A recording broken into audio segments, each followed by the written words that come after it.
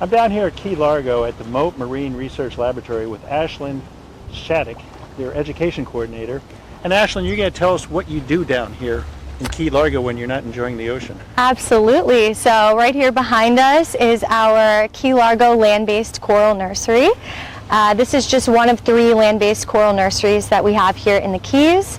In addition to our 4 in-water coral nurseries, we are actively growing coral in order to outplant this coral and restore the Florida Reef Tract. So we have a lot of behind-the-scenes work that goes into our research before we even get to that outplanting phase. We look into the varying genetics of the different corals that we have, and we find different resiliency traits that these corals have. So some corals tend to be stronger than others. They have different resiliency traits to things such as heat stress or pH changes. Now 2023 was a massive coral bleaching. How did that impact your operations? We definitely saw a situation that we have not seen before. It was extreme heat. We were logging oceanic temperatures of over 101 degrees Fahrenheit. So we were definitely seeing stress factors along the reef. However, this is where a lot of our behind the scenes work paid off, because we did have surviving corals even in such stressful conditions. There were corals that had those heat tolerant resiliency traits to them that we had outplanted that did survive even those extreme conditions. Raising the temperature, so to speak, in your raceways that you raise the coral, does that breed tolerance? There's a few different methods, one of which that I'm familiar with is we actually have ocean simulators down at our Summerland laboratory, where we can kind of put our corals into what we call future conditions, what we may expect the oceans to look like in the future in terms of temperature, pH, maybe even turbidity.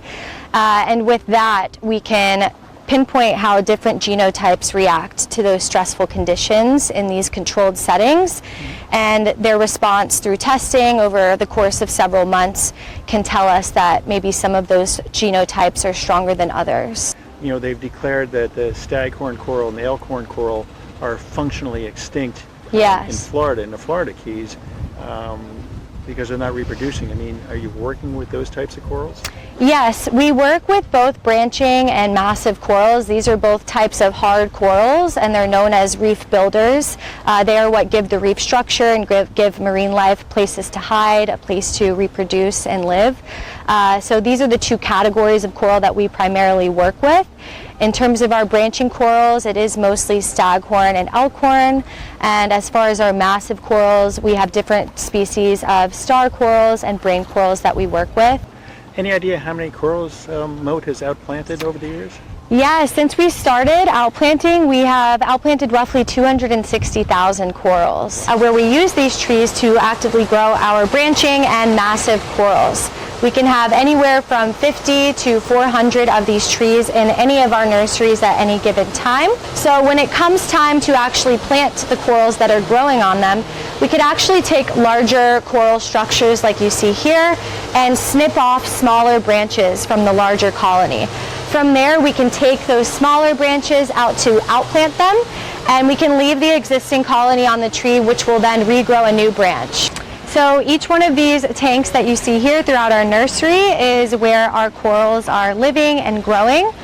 We can hold around 1,000 corals per raceway, so we can have anywhere from 25 to 30,000 corals just in this nursery alone at any given time. And how long will the fragments be in here until you microfragment them? Depends on the species, but usually from microfragment size, we wait until they reach the full surface area of the plug again, which typically could take anywhere from 6 to 8 months. At that point, once they're reaching the full surface area, we can either microfragment them again, or we can head out and outplant them. Now, in some of these raceways, you've got some corals hanging down, I guess? Yes. Are they further along in their regrowth? They are just different species. These are some of our branching species. This is staghorn coral. This is the same method that we would hang our corals in our offshore nurseries on our trees. So corals have a unique anatomy that they are a colonial species. They are made up of hundreds of small animals called polyps, and they all live and work together, making up the coral as a whole. In addition to those polyps, they also have their internal calcium carbonate skeleton, and they have a symbiotic algae called zooxanthellae that lives within them. This zooxanthellae is responsible for providing about 90% of their food and energy source. It uses the sunlight and photosynthesis to generate food and energy for the coral.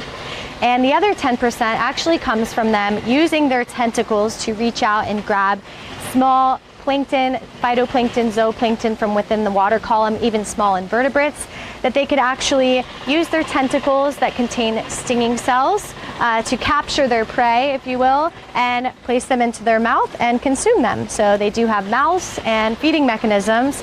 Therefore, we do have to feed our corals roughly 3 times a week. We disperse a blend of this plankton throughout the raceways, and those corals will reach out and use their tentacles to consume the rest of their energy source. The Florida Reef Tract is the 3rd largest barrier reef in the world, so this is a very large scale that we're talking about. But we can track how many corals we've outplanted, which, as I mentioned earlier, is around 260,000 since we started outplanting.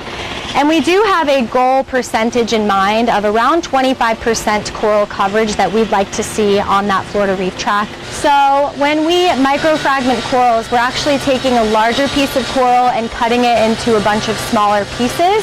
There are a few main benefits to doing this. One of them being we are instantly reproducing the coral. We're taking one coral and we're turning it into many. The second main benefit is that we actually see a very rapid rate of growth from the corals going through this process.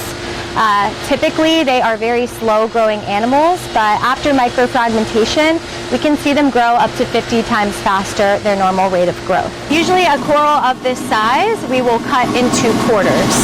So we're going to turn this one coral into 4 new microfragments. Because all of these corals in here are products of our reproduction lab down in Summerland. So corals have a very particular time in which they like to reproduce. Spawning happens once a year around August in the middle of the night under a full moon.